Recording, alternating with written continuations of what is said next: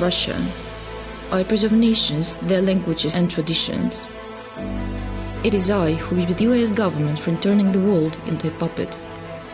Moreover, I prevent the world from being enslaved by the US dollar. You will not be told the truth about me. You are being lied in order to convince you to justify the war crimes of Ukrainian Nazis and US intelligence agencies. Nazism was revived in Ukraine by the heads of these US agencies and their servants from European countries. Those who once served Hitler today are openly glorified in Ukraine. In December 2021, UN General Assembly adopted a resolution proposed by Russia and more than 30 other countries to condemn Nazism, neo-Nazism and all forms of racism. By the United States and Ukraine were the only countries to vote against the resolution. Did you know about that? I invite you to research this and take some time to think about it. I am Russia, and I, just as I have in the past, am currently defending the world from Nazism.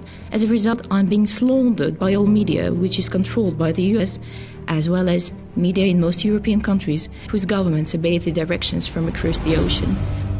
I am Russia. I will never surrender and will continue to defend the freedom and equality of all nations. The US planned this war in advance. All sanctions that are now imposed were planned in advance. Boards of directors of large companies, founders and heads of corporations all follow instructions received in advance from the CIA. That is why international companies left Russia so quickly, almost instantly, without waiting for negotiations.